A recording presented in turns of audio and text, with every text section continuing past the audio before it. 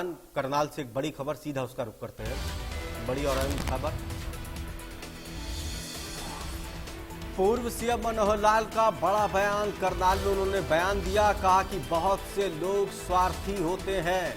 मनोहर लाल ने कहा कि पार्टी में होते हुए कुछ नहीं बोलते,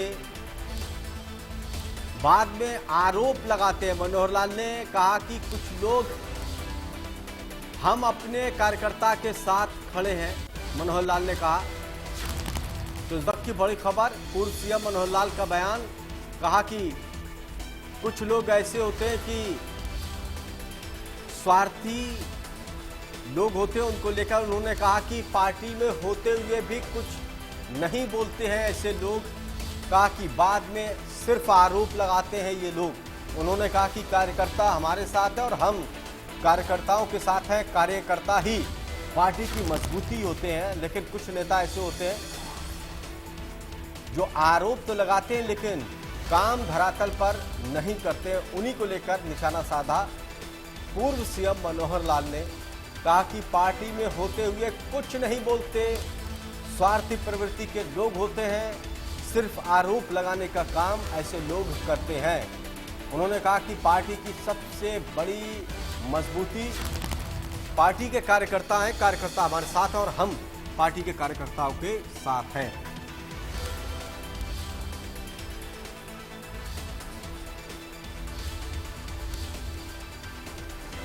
बता दें कि एक के बाद एक चुनावी प्रचार में लगे हैं पूर्व सीएम मनोहर लाल।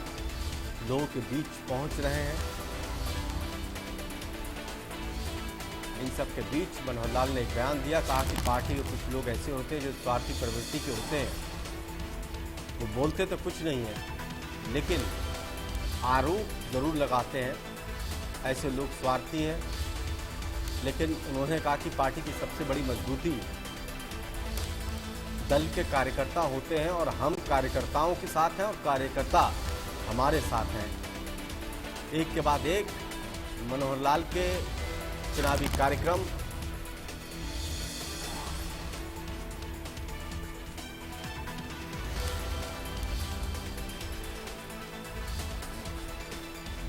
तो बता दें कि लोकसभा चुनाव को लेकर चुनाव प्रचार तेज हो गया।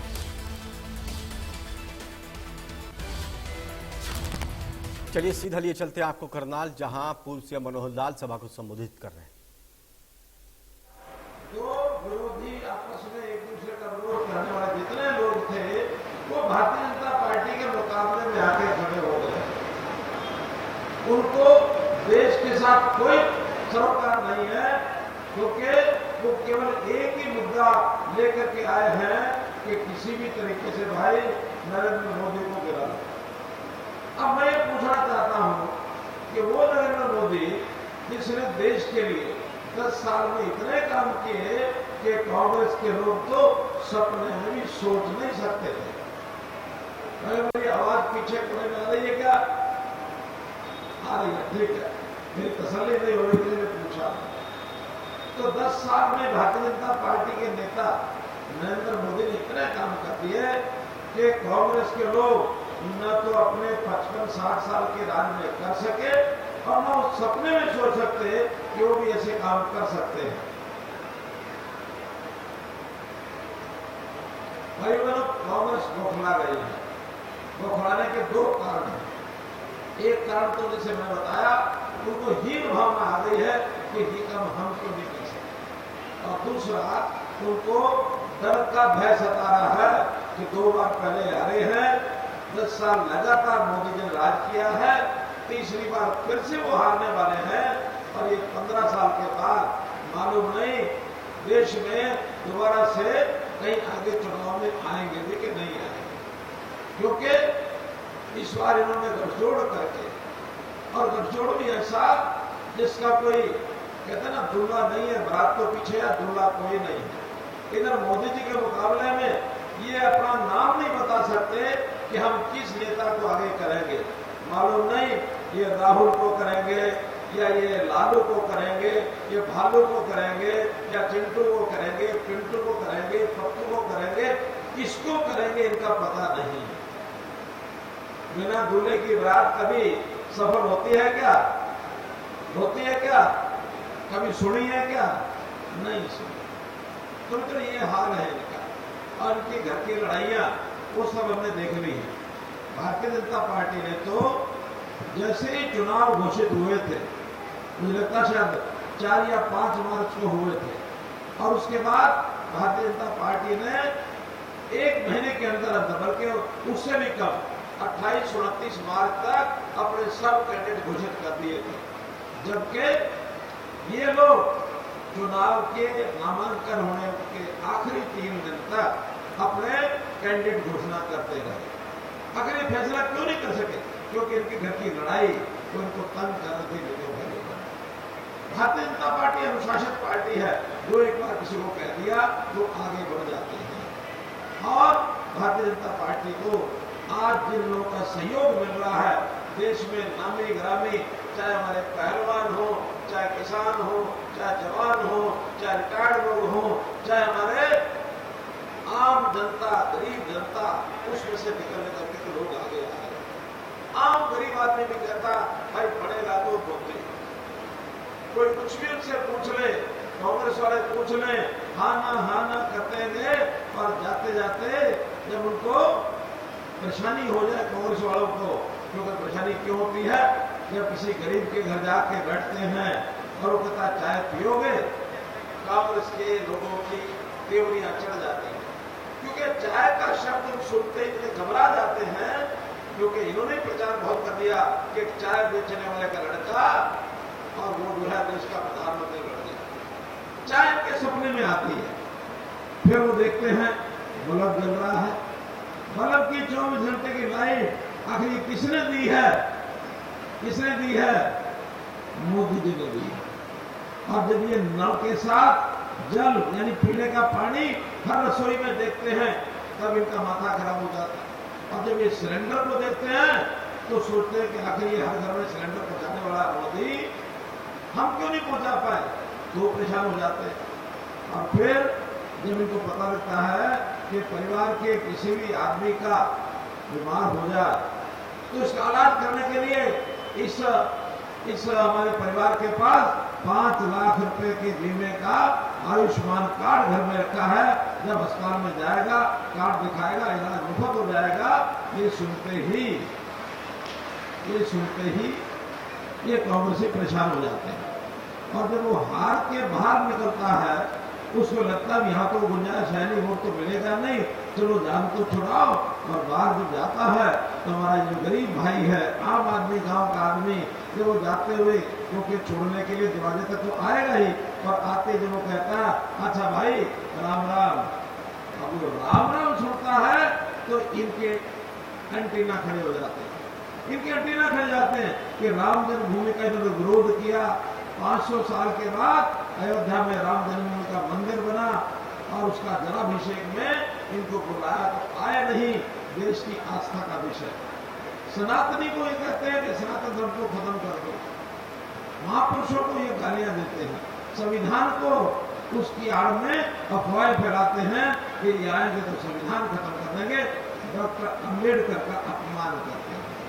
मित्रों, कांग्रेस इस समय का भाई है, पता नहीं क्या क्या बात बोलेंगे, लेकिन हम तो ये जानते हैं कि आज हमारा हरियाणा क्योंकि ये लाल बहादुर शास्त्री जी ने नारा दिया था जय जवान जय किसान, ये जवानों का प्रदेश है, ये किसानों का प्रदेश है। और साथ में बाद में हमने भी कहा भाई हरियाणा में एक बात और साथ में जोड़ दो, जय जवान जय किसान जय पहलवान। जय पहलवान यानी ये खेलों का प्रदेश है, खिलाड़ियों का प्रदेश है। आज हमारे सुमित अग्रवाल जी आखिर इतने ऊपर उभर करके आए हैं तो 2 बातों के कारण से आए हैं। एक, ये बहुत अच्छे खिलाड़ी हैं, ये क्रिकेट के इंटरनेशनल खिलाड़ी रहे हैं, आज भी ये हरियाणा कुश्ती संघ के पदाधिकारी हैं, इनका बहुत अच्छा नेटवर्क खिलाड़ियों को बना हुआ है, बहुत अच्छा है पूरी टीम के साथ। दूसरा जो इनका कारण है आगे बढ़ने का, कि केवल खिलाड़ी नहीं है, समाज सेवा में अपनी टीम सुमित अग्रवाल के माध्यम से, फाउंडेशन के माध्यम से बच्चों की पढ़ाई का या अन्य प्रकार के समाज सेवा का जो काम करते हैं, इस इलाके में इन्होंने क्या अपनी पहचान बनाई। अब ऐसे अकेले सुमित नरवाल नहीं, हमारे पास बहुत लोग ऐसे हैं। कल भी मैं इसी समय शाम को जुलाड़ा में गया था। जुलाड़ा में किसी प्रकार के समाज से व्यक्ति, उनके 5100 वॉलंटियर्स संस्थाओं में लगे थे। सबने आके कहा कि हम नरेंद्र मोदी के लिए काम करेंगे, हम भारतीय जनता पार्टी ज्वाइन करते हैं। सुरेंद्र लाठर नाम के व्यक्ति ने इतना बड़ा नेटवर्क बना हुआ था। मित्रों, समाज की सेवा ये जनता चाहती है, जनता की जरूरतें हैं। जब हम मुख्यमंत्री बना था मैं, उस समय कांग्रेस के लोग कहते थे कि ये सरकार चलेगी नहीं, 2 महीने चलेगी, 3 महीने चलेगी। रोजाना रात को सोते थे कल सरकार गिरे और हम कब्जा कर ले। मैं उस समय कहता था भाई मुझे अनुभव ऐसा तो नहीं है जो लूट खसोट का, जो भ्रष्टाचार का अनुभव आपका है, मेरा वो अनुभव तो नहीं है। लेकिन मुझे हरियाणा की जनता 2,82,09,995 लोगों का, ये मेरा परिवार, इनकी सेवा करने का अनुभव मेरा है। इनकी सेवा और लगातार 9.5 साल हरियाणा सरकार के माध्यम से भाई बहनों आपकी सेवा की। कभी पीछे मुड़ के देखा नहीं। दिन में 18 घंटे काम करके जो नई योजनाएं आती हैं वो आपके सामने पेश की है। विकास के काम खूब किए हैं। हर वर्ग के लिए कुछ ना कुछ अच्छा काम, जो फंसे हुए मामले थे सब में से रास्ता निकाल करके आगे बढ़ने का काम किया। आखिर भाई बहनों, ये जो नौकरियां हैं जो इस हरियाणा में बिकती थी कि नहीं, चाहे ग्रुप बी की थी, चाहे सी की, बी की, यानी लाखों से करोड़ों रुपया देना पड़ता था नौकरी के लिए। बाप के किले बिकते थे, हमारी माताओं बहनों के अपने टूम जेवर ये बिक जाते थे, नौकरी मिले ना मिले। लेकिन आज हमने कहा किसी का कोई पैसा नहीं लगेगा, कोई सिफारिश नहीं होगी, उसकी मेरिट पर नौकरी लगेगी। और मुझे पता लगा है केवल बड़ा गांव में पिछले 8 साल में 200 नौकरियां लगी हैं। मैं आसपास के गांव को तो मैं नहीं बता पाऊंगा, लेकिन आज बड़ा में भी मुझे बताया अगर बड़ा में 200 लगी है तो सैकड़ों की संख्या में आसपास में लगी होगी। मित्रों, हमने हरियाणा की जनता के लिए, गरीब जनता, उसकी सेवा करने के लिए उसको हर चीज घर बैठे उपलब्ध हो जाए। हमने कंप्यूटर की सिस्टम से किसी आदमी को चंडीगढ़ नहीं आने दिया, बल्कि भाई कंप्यूटर में जाके अपने एप्लीकेशन लगा दो और लगा करके चंडीगढ़ से आपका काम घर बैठे हो जाएगा। बुजुर्गों की पेंशन जैसे 60 साल का आदमी होता, हमारे पास सबका रिकॉर्ड है। 71 लाख परिवार में सबके परिवार के मेंबर की उम्र किस दिन क्या है। 60 साल होते ही उसके घर, बुजुर्ग के घर में सरकार का आदमी पहुंचेगा, साइन करा के ले आएगा। 1 महीने में उसकी पेंशन बैंक में आने लग जाएगा, 1 महीने में।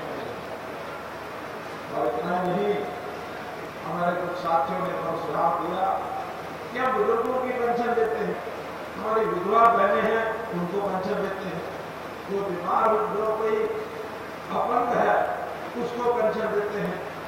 अब उसने कहा कि दुर्भाग्य से किसी के पति का देहांत हो गया तो विधवा बहन को देते हैं, ठीक है, मिलनी चाहिए। लेकिन अगर दुर्भाग्य से किसी पुरुष की पत्नी का देहांत हो जाए तो उसको पेंशन नहीं मिलनी चाहिए क्या? बात तो ठीक है। तो हमने इस साल में ऐसे भाई जिनकी पत्नियों का देहांत हो गया 40 साल की उम्र के बाद, उनकी भी पेंशन शुरू कर दी है, उनकी भी पेंशन।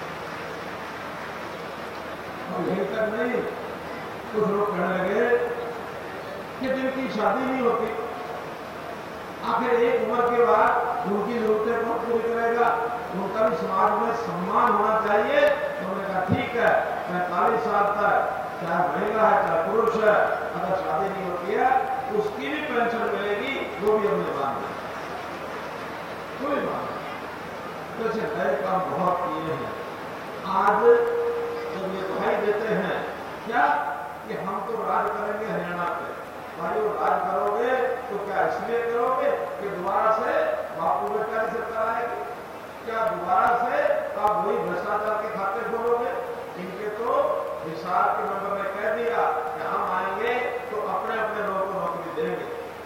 उसने मान लिया कि वो मानता है, किसी ने खंडन नहीं किया। इसका मतलब ये जो 500-700 परिवार के साथ जुड़े होते हैं कांग्रेस के साथ, उन्हीं के सबकी चिंता ये भी नहीं करते। हम कहते हैं हम गरीब की चिंता पहले करेंगे, जिसके घर में एक भी नौकरी नहीं है उसको 5 नंबर अलग से देंगे, उसकी नौकरी नहीं।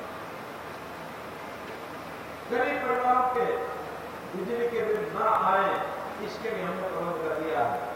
बिजली के बिल नहीं आएंगे ये तो तय कर दिया, साथ में व्यवस्था ऐसी करेंगे कि अगर सोलर सिस्टम से घर में बिजली फूकता है उसके बाद अगर बच गई और वो लाइन में चली गई तो भाई उसको इनकम भी होगी, उसको पैसा घर में भेजेंगे। बिजली उत्पादन के सिस्टम घर में खड़े कर देंगे। तो मित्रों, बताने के लिए मेरे पास बहुत है। हमने 10 साल में जो काम किए केंद्र में, 9.5 साल में हरियाणा में, आज हरियाणा का आम आदमी बच्चा बताइए कहता है कि भारतीय जनता पार्टी जीतेगी और इस प्रदेश में हम लोग जो है भारतीय जनता पार्टी की सरकार बनाएंगे। मैं तो आज इतना कहना चाहता हूँ बहनों कि यहाँ आसपास के गांव के लिए बहुत लोग आए हैं। मुझे बताया गया है कि 15 गांव के सरपंच आए हैं और 10 पूर्व सरपंच भी आए हैं, 15 ब्लॉक समिति के मेंबर भी आए हैं, तो जिला परिषद के मेंबर भी आए हैं। आ चुके, अब दिन बहुत थोड़े रह गए हैं। 15 तारीख आज हो गई है, अब मात्र 8 दिन का समय बचा है। हो सकता है 8 दिन में रैलियां तो ज्यादा नहीं होगी, जितनी रैली करने की हमने कर ली है। कल भी मैंने यहाँ असम में रैली की है, आज कल परसों रैली की, आज यहाँ हुई है।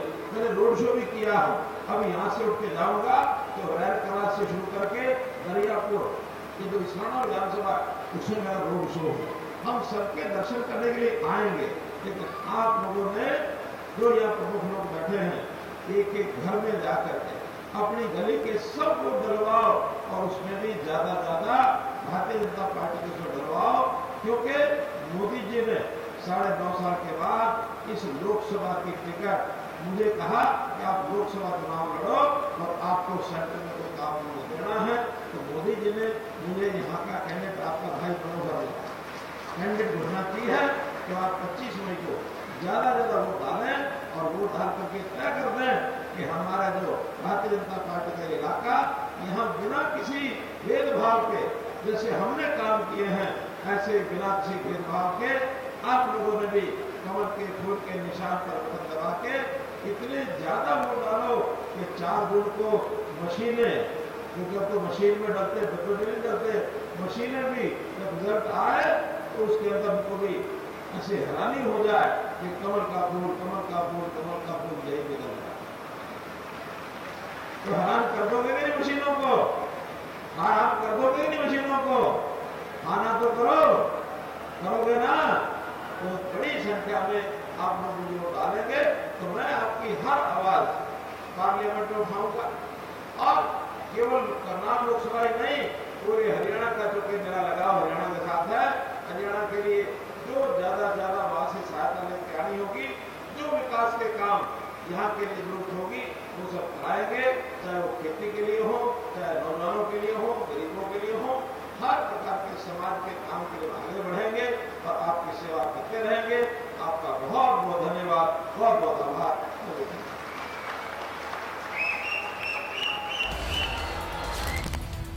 सामने आ रही है बड़ी खबर का रुख करेंगे जहां पर करनाल से बड़ी खबर है। पूर्व सीएम मनोहर लाल ने चुनाव प्रचार किया। करनाल में पूर्व सीएम मनोहर लाल मौजूद हैं और मनोहर लाल ने कहा कि पीएम मोदी ने देश के लिए काम किया है और कांग्रेस को हार का डर सता रहा है। और पूर्व सीएम मनोहर लाल की ओर से संबोधन में ये तमाम बयान सामने आए।